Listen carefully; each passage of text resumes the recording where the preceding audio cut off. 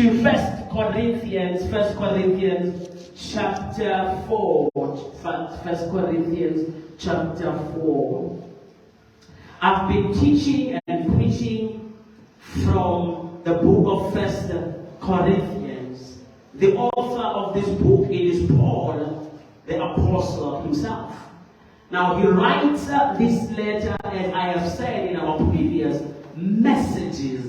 He writes the letter to the church that was in Greece. Yes, he planted this church. According to the book of Acts, chapter 18, Paul arrived in this church and found rather Aquila and Priscilla, that is a couple, and as well as Crispus, the ruler of the synagogue, Stephanus.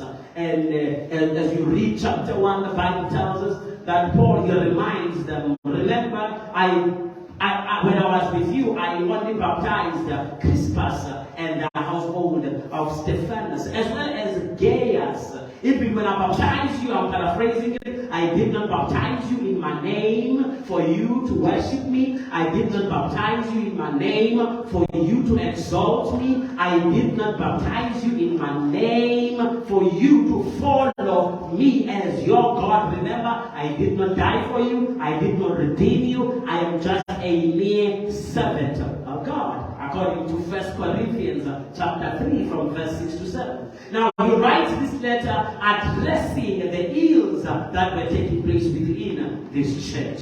But for the sake of time, please revisit our previous messages, because now I am tuning and going into chapter 4. But before I read in chapter 4, it is important for us to refresh our memory. The Bible tells us in 1 Corinthians chapter 3, verse 6, I planted and Apollos watered, but God gave the increase. Why? Because Paul was dealing with divisions and with a divisive spirit within the church of Corinth.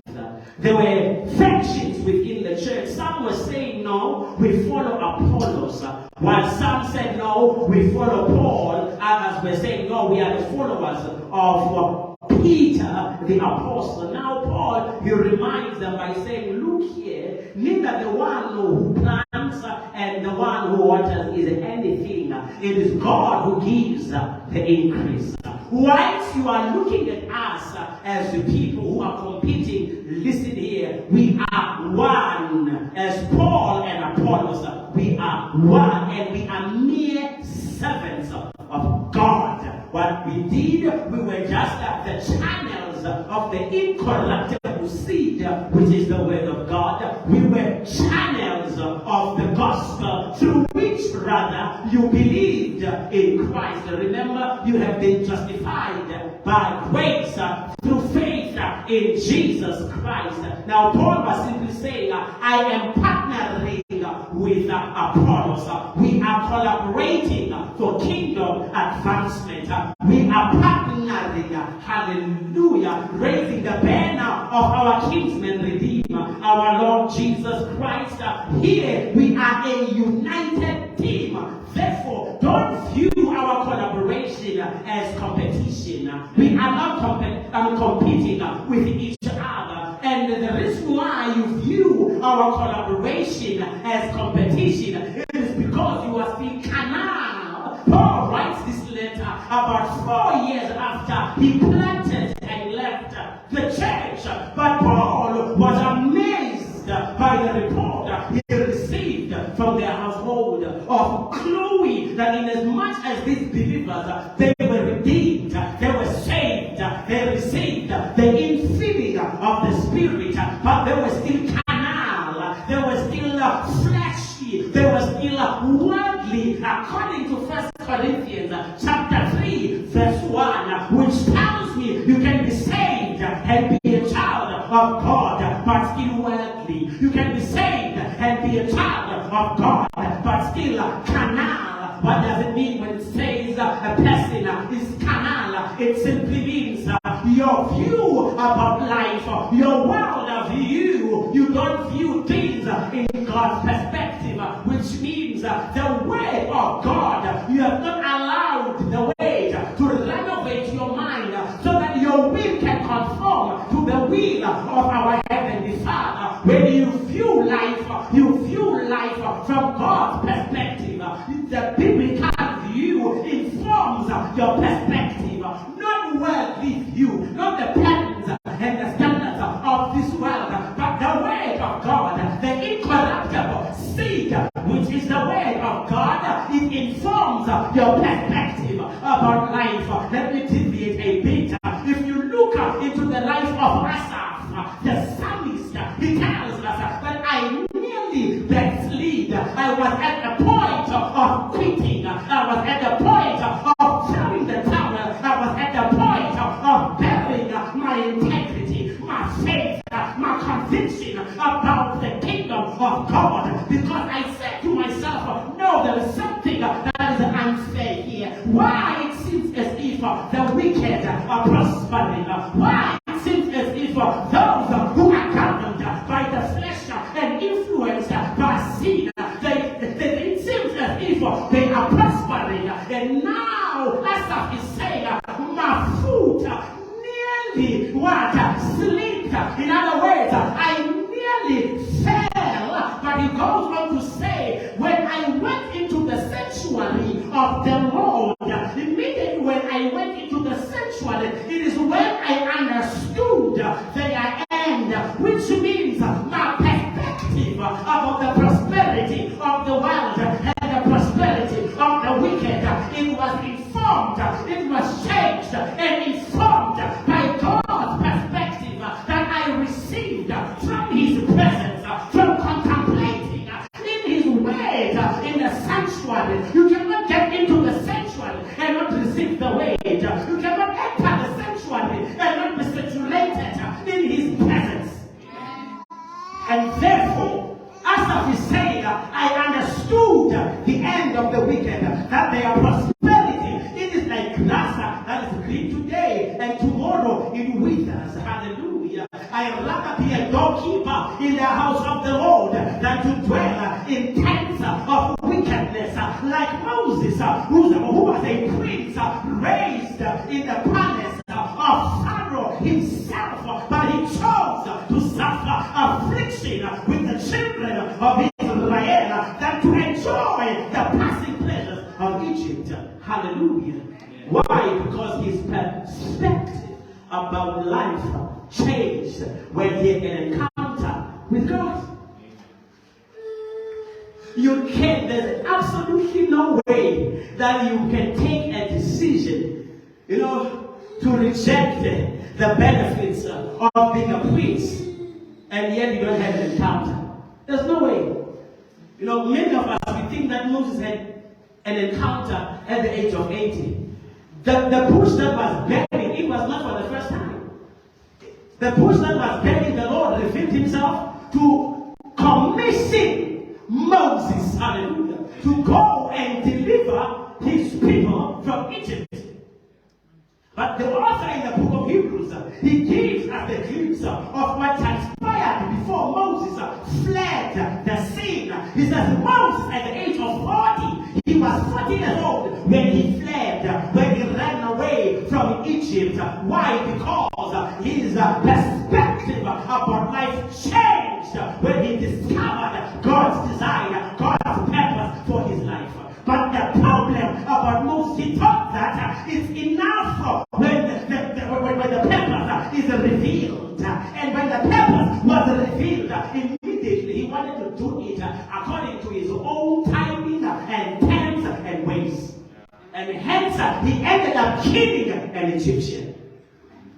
Hallelujah. And God said, I must take you to Midian and prepare you for 40 years. Why am I preparing you for 40 years? I am renovating your mentality. I am renovating your attitude. I am renovating your mind. Why am I preparing you for 40 years? I am unstripping the garments of Egypt, the systems and the patterns of Egypt. I am introducing you to the principles of the kingdom of God, to the laws of my kingdom, as I am who I am, so that I can commission you to deliver my people.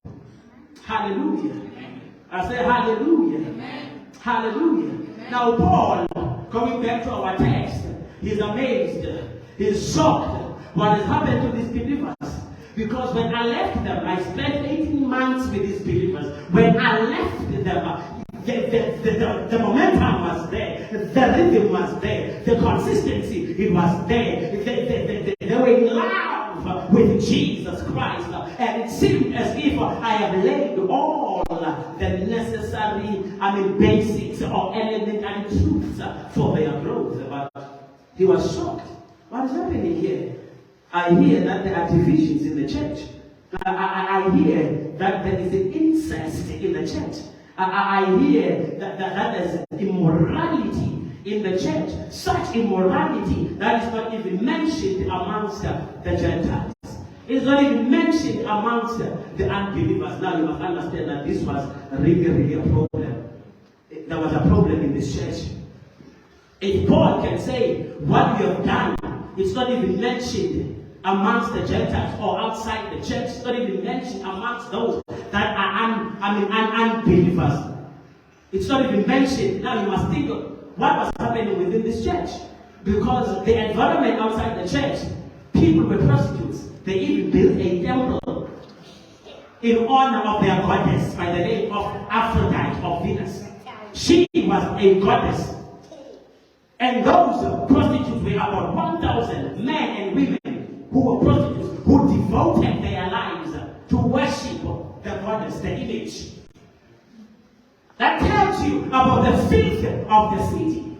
And the Bible also tells us that there was a prophet within the city. They would say, Corinthianize. So now people knew, if you say, no, I'm going to Corinthianize. When I go to Corinthianize, like a slang, and it was a problem. And to Corinthianize, it was to practice prostitution. And nations will gravitate towards Corinth.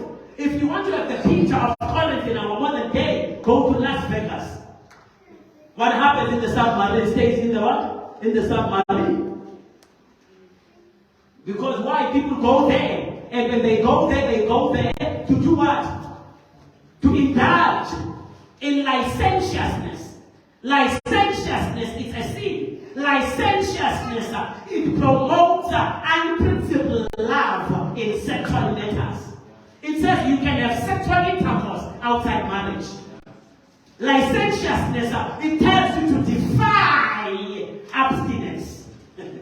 There's no way that you can abstain. You are young, why should you abstain? Because you are young. That is the goddess of licentiousness. That's why the Bible tells us in the book of Jude that there are men who are crept in the church unaware. And these men, they planned, they changed. They said, no, grace is your license for licentiousness. Do you hear that? They are in the church. They have crept in the church unnoticed. It means these men are hypocrites.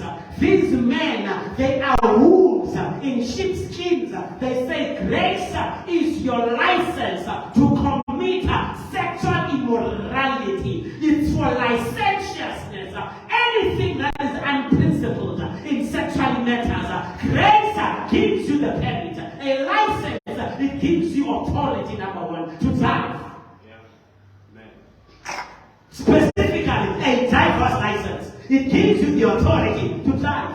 Are we together? You want to open a supermarket, you must you must receive a license to run a supermarket. It gives you the authority to open it. Now these men were saying that grace is your license to commit sexual immorality. And these men, they were right within the church. Now before, as I am giving you the picture of the church of Corinth, there were also false prophets within the church. And where do you get that? Where do you get that? Where do you get that? Now if you go with me in 1 Corinthians chapter 4, then the Bible tells us in verse 14, I do not write these things to shame you, but as my beloved children I warn you.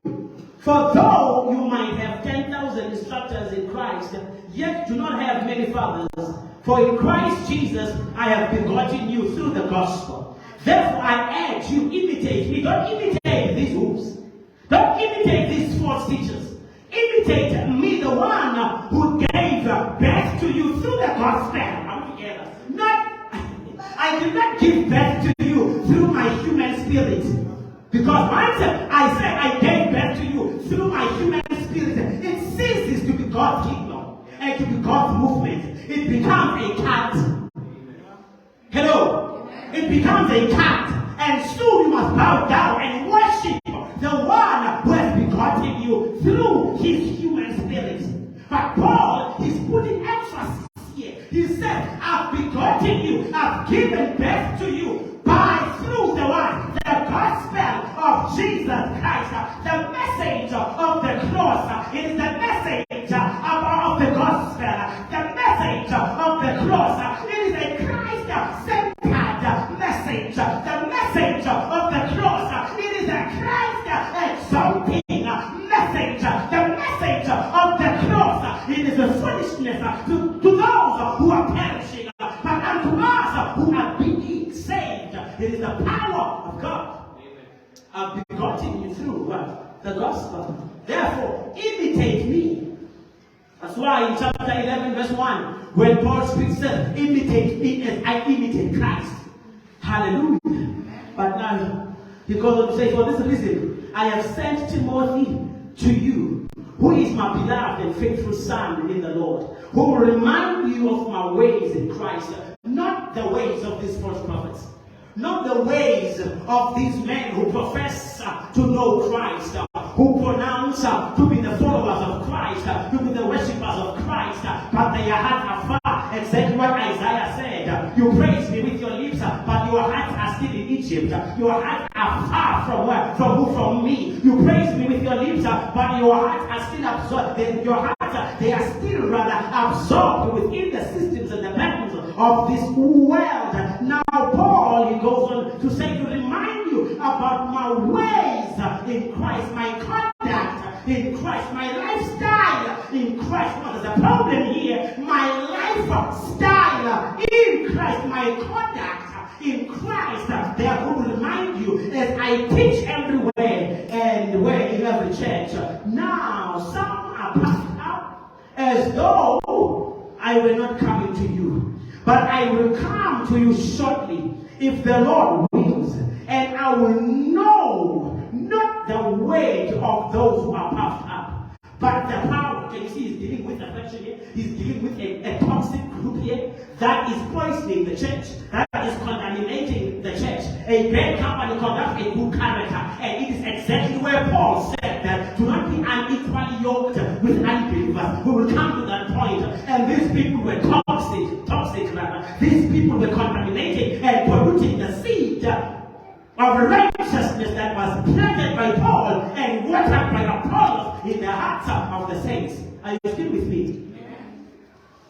But I will come shortly to you, if those who are puffed up, rather, but the power, let me rephrase it in verse 9, but I will come to you shortly, if the Lord wills, and I will show, and I will know, not the weight of those mountains, not the weight of those who are puffed up, but the power. I will know which spirit operates in them.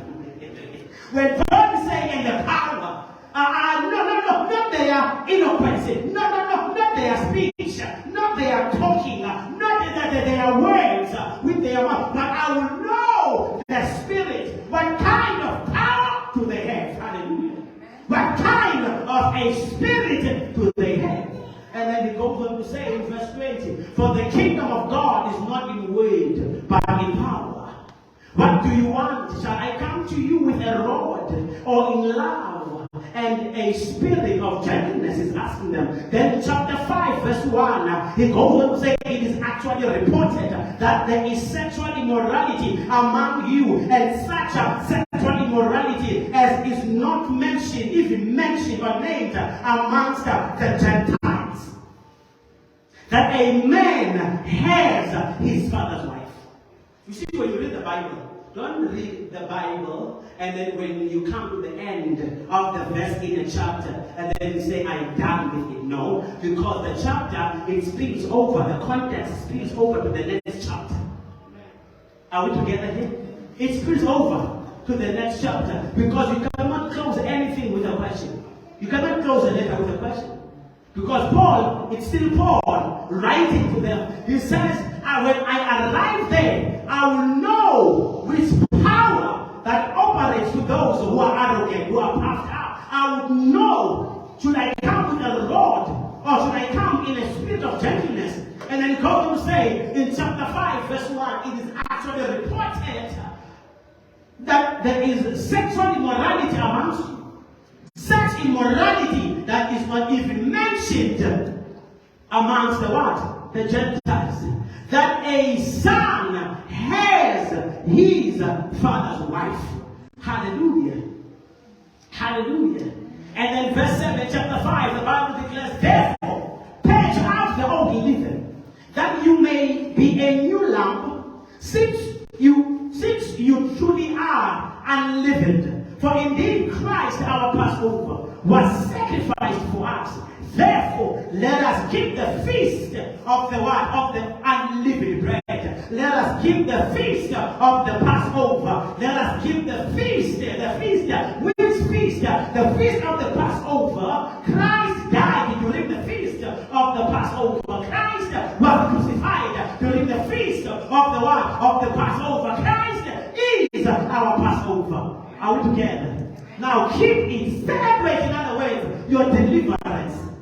Celebrate, in other words, your victory from sin. Celebrate, in other words, the power of the cross. Not with old living.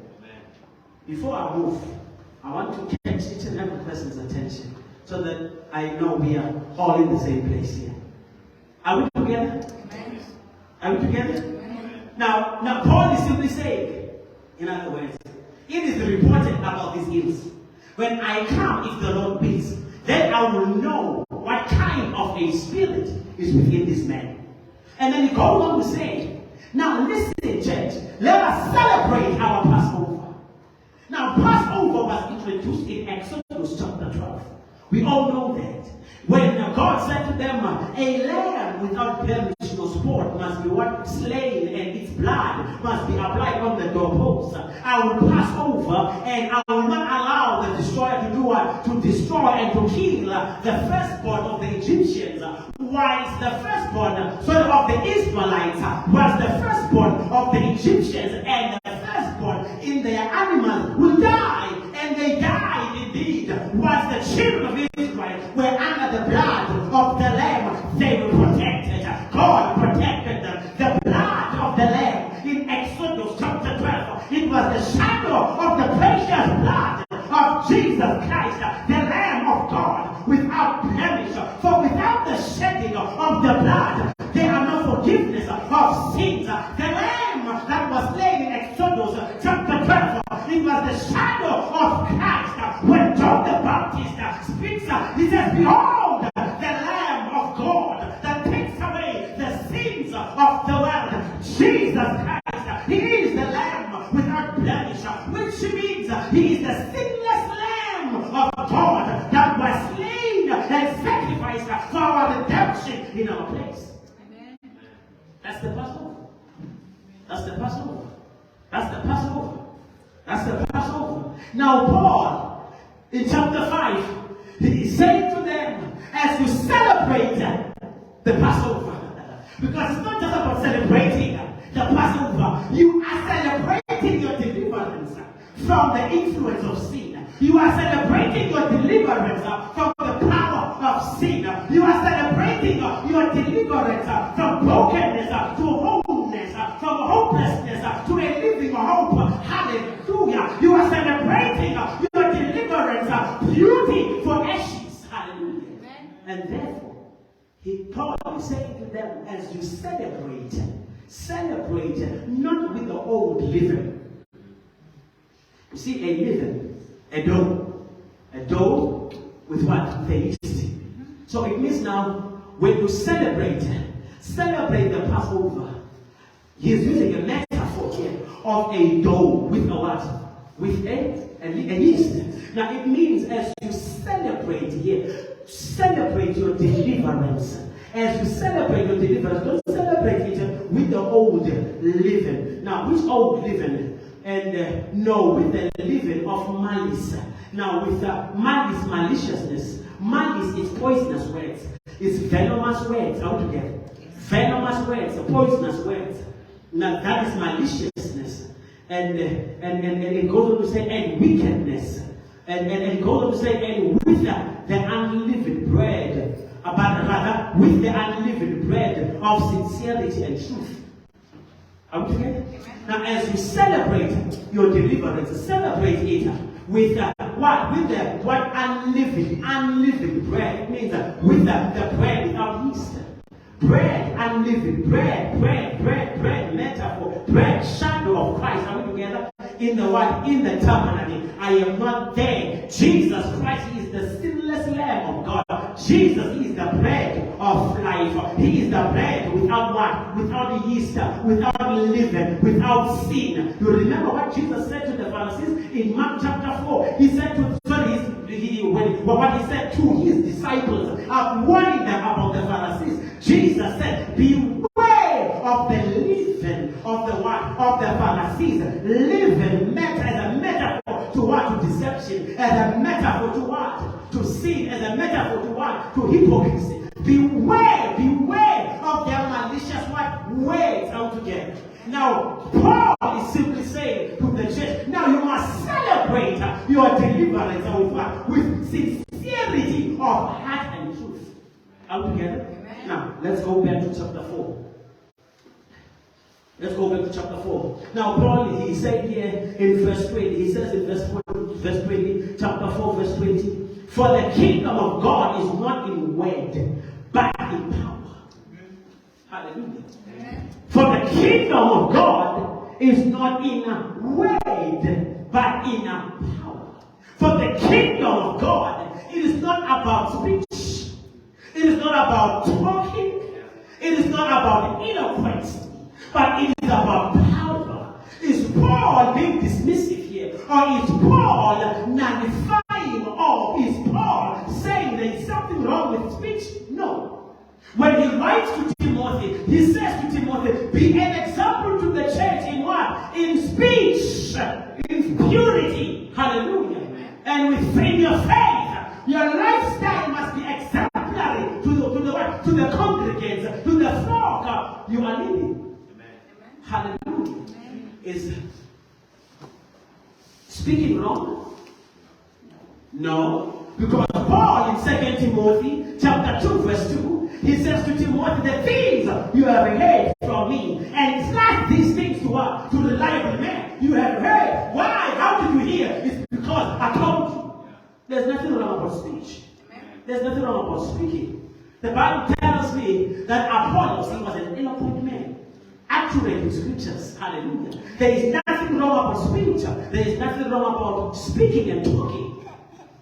But there was something wrong with the believers he was addressing here. They were speaking about the kingdom. They were speaking about the word. They were speaking about the gospel. But the gospel, the power of the gospel was not reflected in their lives. Hallelujah. It means Christianity, it was a language to them. Hallelujah. It went as far as being a language. And hence they were still carnal. And hence they were in the church. But in the church there was incest. There was immorality in the church. There was wickedness and maliciousness. Now Paul is reminding them here that listen here, for the kingdom of God is not in word, but in what? In power. Other versions they say, living in God's power. Amen. The same chapter 1, verse 18 in the book of 1 Corinthians, for the message of the cross, it is the foolishness to those who are perishing, but unto us, it is the power unto us who are being. That's the key word there. Because if you miss being, you've missed the whole text. Who are being saved. Hallelujah. It is the power of God unto us, unto salvation. That it means the same power of the cross that redeemed you, the same power of the cross that reconciled you with God, the same power of the cross that nullified and declared the influence and the power of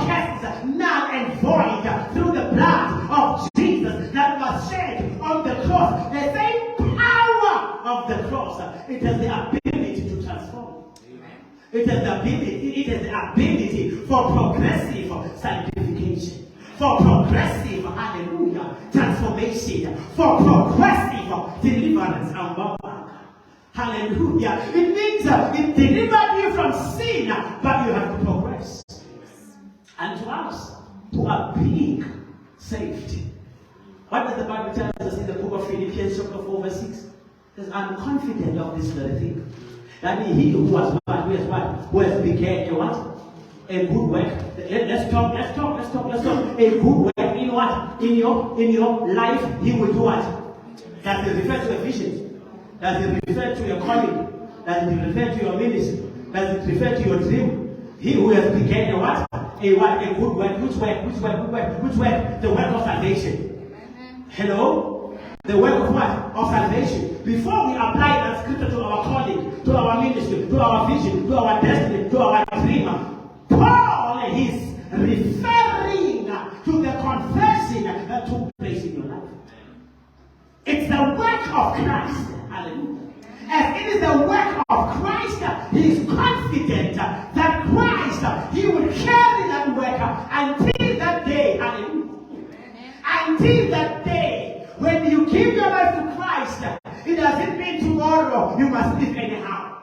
Hence, you must be taught the basics of the what? Of the kingdom, of the faith, of the word of God. Are we together here? You have to be taught those basics. Why? Because if you accept Christ today, you die today, you make it into the kingdom. You go to paradise, you go to heaven today. Hallelujah. You go where? Today. But because we are still alive, the book of Hebrews says, you must be what? You must obey his voice as long as it is called when? Today. In case you say, I obeyed the voice last year, and then now you start to live anyhow. In case you say, I obeyed the voice last year, I got saved 20 years ago, but no one was an adult. I got saved 20 years ago, but this person is a thief. I got saved 20 years ago, but this person is a drunkard. No, I am not touching people here who are drunkards, who are drunkards, but I'm simply saying, I am speaking about us, people who call and profess to be saved, yet our lifestyle does not correlate, it is not consistent with our confession of faith. Hallelujah. Hallelujah. Hallelujah. And that's why the Bible says in the book of 2 Corinthians, chapter 5, verse 21, he who foreknew no sin, he was made to be sin, so that we might become the righteousness of God. Where? In Christ. In Christ. In Christ, not outside Christ. I am the righteousness of God. Where? In Christ. I am the child of God. Where? In Christ. My sins are forgiven. Where? In Christ. I am a co-worker with Christ. Where? In Christ. I am a joint heir with Christ. Where? In Christ. I have a precious gift of eternal life. Where? In Christ. I can do all things. Where? In Christ. In Christ. Hallelujah. In Christ. I am the child of God. In Christ. I am a co-worker with my heavenly Father. In Christ. But the Bible, watch it. He foreknew no sin, and he was made to be sin, so that we might become the righteousness of God. It means we were sinners. In our account there was wickedness. In his account it was what? There was righteousness. And then what? There was a transaction that took place. God took the wickedness that was in our account and imputed it in the account of Jesus. And he took the righteousness in the account of Christ. Hallelujah. Christ himself, God's righteousness way, and imputed that righteousness way in us. So it means righteousness, we did not earn it. Hello. It was imputed.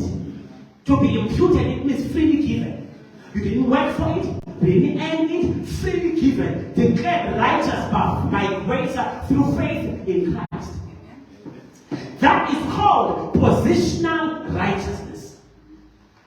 Are we together? That is called positional righteousness.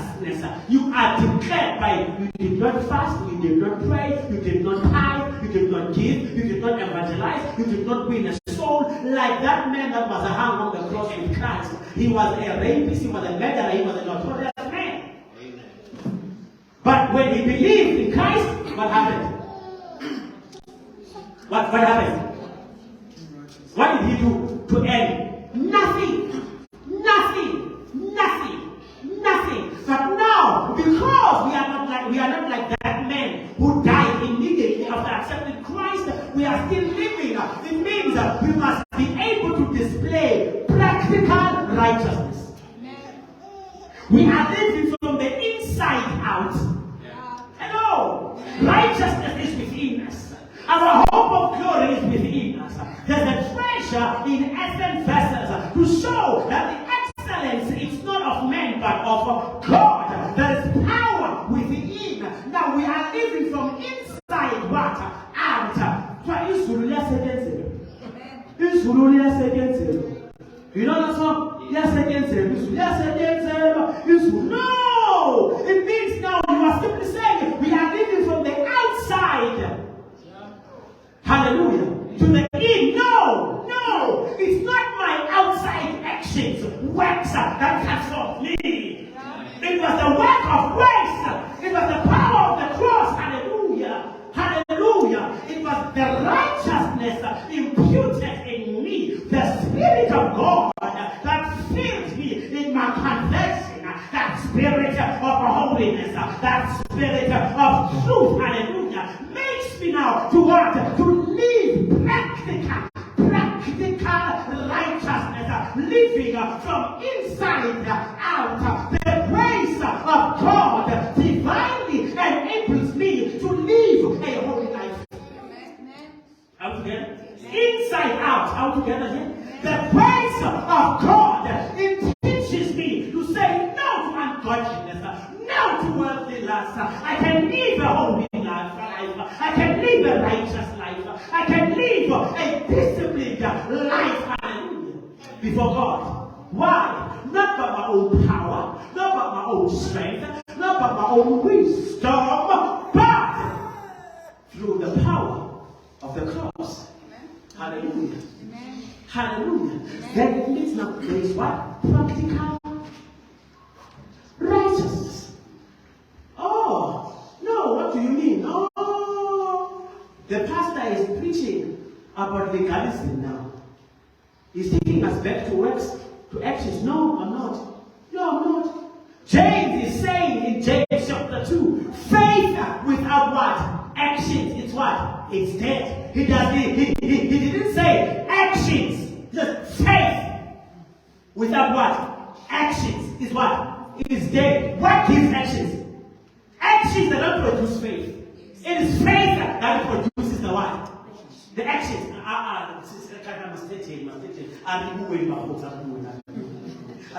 It is faith that does what? That produces the what? The actions. Not the actions producing what? Faith. Now that's why James is saying faith without actions is what? It is dead. As the body without the spirit is what? Is dead.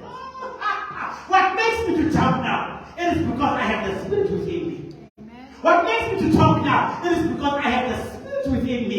It's not an outside in. It's an inside out. Now, hallelujah. Inside what? Inside out. Are we together here? Now, that's the problem that Paul has with the church. They have a dynamite. They have power. They have grace. Hallelujah. But there is something wrong here. That's why Paul is saying, when I come, then I will know what kind of power is within them. What is it that is within? Because what I see, the fruit I see on the outside, does not reflect that this man, they have the power of the Spirit. The Spirit of holiness, according to Romans chapter 1. The Spirit of holiness, the Spirit of truth. Hallelujah. The Holy Spirit. Now, Paul is appealing to the church. He's telling them that, listen, the kingdom of God, it is not in what? In word, but living in God's power. So what am I trying to say as Paul? And why it seems as if you are compromised morally. Your character is compromised. Your lifestyle is compromised. Why do you still exhibit an old living of maliciousness, of wickedness? Where is this power? Where is this power? Hallelujah. Where is this power in order for you to live a holy life?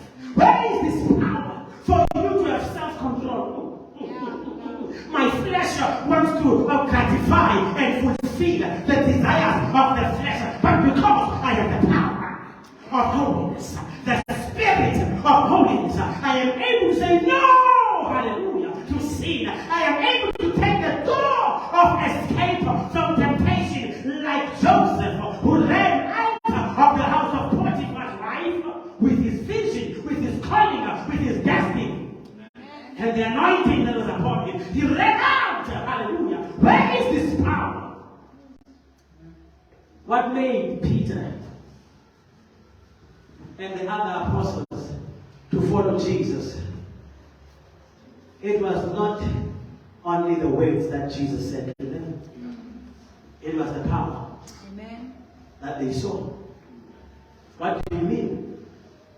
The first time Andrew and the other disciples, who were the disciples of John, followed Jesus, the Bible says they said to each other, let's go and call the others.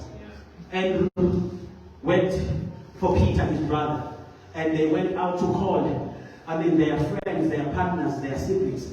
And like, no, we have found the one we've been waiting for. Hey, it makes me wonder. That's it, it makes me wonder. The people of the church, the people of the church, I don't know who they were waiting for. But we are being told here about these men. Peter, he did not hit around the bush. In Luke chapter 5, he said, I'm a sinner. Are you all together here? They've been waiting for this person. And when they saw the fish, the nets, when Jesus said, throw the nets into the deep, and then as they were pulling out, the nets from the water, from the deep of the waters, the net started to break because of the abundance of the fish. And Peter dropped the nets for the greater. And Peter, he bowed down. No one said he must bow down. He bowed down and said, truly, and saw himself that, Lord, I'm worthy. I'm a sinner. Are we together here? Are we together here? And that was not their first encounter. It was people. Do you think when Jesus can come to a person for the very first time and say, follow me, and then they just follow? It was not their first encounter. It was not their first encounter. The first encounter is recorded. They were brought by Andrew, brought them to Jesus, and the other disciple went out, and they saw, even Jesus spoke with Nathanael and said, I saw you while you were under the fig tree. That was their first encounter. Hallelujah. Amen. Hallelujah. Amen. Hallelujah. Amen. And then an encounter with who? With Jesus. I am not talking about seeing Jesus, observing and seeing Christ from the distance. I am talking about the relating with him for the first time. And when Jesus said to them, follow me, and the sons of Zebedee, they followed Christ, and Peter followed Christ, it was not their first encounter meeting Jesus. But Jesus displayed the power of the kingdom.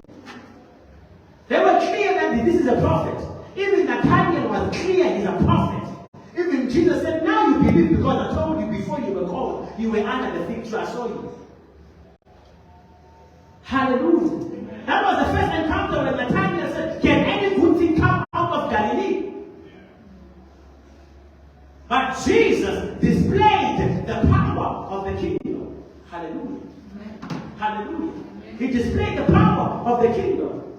And the Bible tells me, when he ascended, went back to heaven, Jesus said to his disciples, before you preach, in other words, you do have the speech, you do have the knowledge, you can speak about it, but before you preach about it, before you speak about it, and show that the power from on high has filled you. Jesus Christ, before he preached, he was baptized. Before he preached, he was filled by the power from on high. And And he went right into the synagogue. When he went into the synagogue, the Bible tells me he read from Isaiah chapter 61, verse 1, and said, the Spirit of the Lord is upon me, for he has anointed me to preach good tidings to the poor, to heal the broken-hearted. And the people in the synagogue, they were amazed. They were astonished. That's what the Bible declares. But this man speaks with authority and power. It means that his speech, it was not dry, it was not empty. He spoke up with authority and with power because his speaking was backed by the heavens that are standing. I want to continue with this message. But the most important thing, as I'm closing, I want us to gather and to picture. It is the fact that Paul, he is surprised. What kind of a spirit did you receive? What power do you have? Because I opened the letter, he opens the letter rather by the power of the cross. And watch as we continue with this message. He closes the letter with the power of resurrection. Hallelujah. Hallelujah. The power of the cross, it means the temptations that you are faced with that were made on the cross. The power of the cross, it means the desires of the flesh that wants to pull you away from the kingdom of God that were nailed on the cross. That's why when Paul speaks, he says, I've been crucified with Christ. It is no longer I who lives, but Christ lives in me. And the power of resurrection, it speaks about the power of new beginnings. Hallelujah. The power of rebirth. Hallelujah. The power that gives us new hope, living hope. That if Christ rose from the dead, we will also rise from the dead. Hallelujah. Hallelujah. The power of resurrection. If it gives that were dead and that were dormant, through the power of the cross, they come, through the of resurrection, they come back to life. Hallelujah. But Paul, he says, Christianity is not a language, it's a lifestyle. It's not a language. It goes beyond being a member of the church. It goes beyond being a tither. It goes beyond speaking in tongues. It goes beyond knowing the scriptures. It is all about my conduct. Hallelujah. Conforming to the conduct of Christ. It's a lifestyle. It's not a religion. It is a lifestyle. Where is this moral power of integrity? Where is this moral power of sincerity of the heart? Where is this moral power of the truth? Hallelujah. Why are you not celebrating it with purity, with holiness? Where is progressive sanctification through the power, hallelujah, of the kingdom? I will continue with this message. But Paul, he says, unto us who are being saved. Mark the word being. Mark the word being. Are we together? Mark the word being saved. Being saved. Being saved. Being saved. I'm repeating it deliberately. Maybe you might say, who are becoming saved. Are we together? Let us not use that phrase becoming because it can become something else. But who are being saved. Being saved.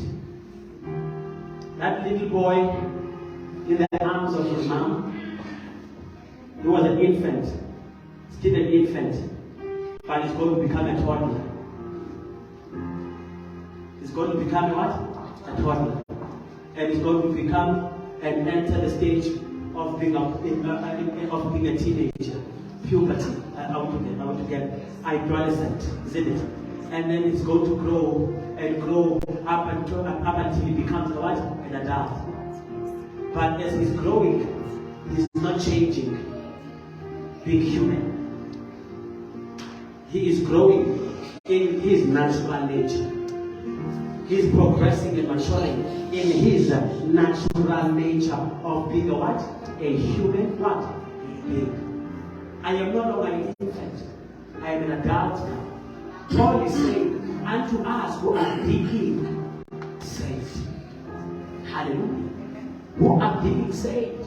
It means there's got to be progression here. We are not perfect, we are in progression. Hallelujah. We are in progression. Who are being saved. I am glad I am no longer bound by things I was bound with 20 years ago. Hallelujah. There is progression. There is growth. Are we together here? To us who are being saved, this power does not only deliver you from sin, but this power is for progressive sanctification. For this power is for progressive transformation. This power is for your growth. Hallelujah. Hallelujah. You don't remain in one place. We grow. That's why Paul, he mentions it here in Corinth, that beholding a mirror that brightly reflects the glory of our Lord Jesus Christ. And as we behold the mirror, we are being transformed into the image that is reflected by the mirror. From glory to glory, there is progression. There is sanctification that takes place. It is not stagnant, it is progressive. Hallelujah. Paul is saying, why there's no growth?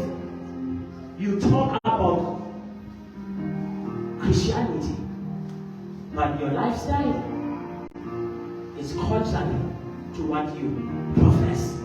And therefore, where is the power, hallelujah, that delivers us? Where is the power of the kingdom? Father, in the name of Jesus, we thank you, Holy Spirit, because we know, Holy Ghost, you are that power that we need. You are that friend that we need. We don't need power to lay hands upon the sick and they recover. We don't just need power, Lord, for exploits and wonders. We need that power that, Father, we will keep our rightful position with you, Holy Spirit. Our helper, our comforter, our counselor. That we need that power for integrity and sincerity of our heart and truth. We need that power that, Lord, we may praise and worship you. We need that power so that, Lord, we may grow and progress in our walk with you spiritually, oh God. Help us, my Father. As you began a good work in our lives, we know you will carry it unto completion. That, Lord, you are causing us to move from glory to glory. We appreciate you, Lord. We give you the glory, we give you the honor. For your word declares, be holy as I am more holy. Your word declares, blessed are the pure in heart, for they shall see the Lord. Your word declares, pursue peace with all men. For without holiness, no one will see the Lord. Father, apart from you, we can do nothing. Holy Ghost, we need you in our lives. We need you in our families. We need you in our careers. We need you. For you are the true vine, Jesus, and we are the branches. Apart from you, we can do nothing. Lord, I pray that this word will encourage your children. This word will inspire them, my God, to know that there is power beyond the words we speak. There is power, the power of the Holy Ghost that gives us boldness. The power of the Holy Ghost that gives us soundness of mind.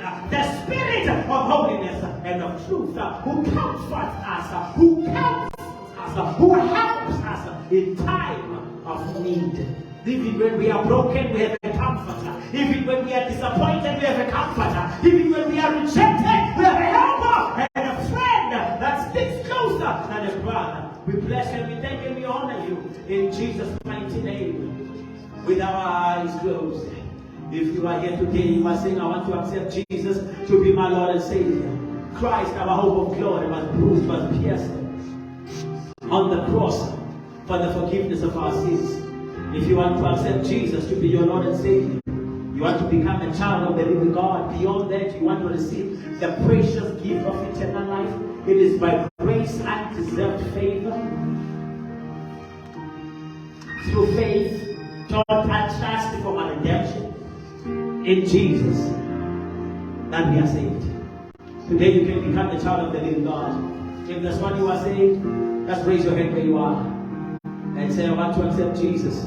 If maybe you were saved before, you are saying, I want to rededicate my life. My faith has grown cold. My love for God has grown cold. Lord, saying, raise your hand. If you are with me there online, you are saying you are giving your life to Jesus. Please pray after me. Say, Lord Jesus, I accept you as my Lord and Savior. Thank you for the precious gift of eternal life. I am the child of God. I am no longer a sinner.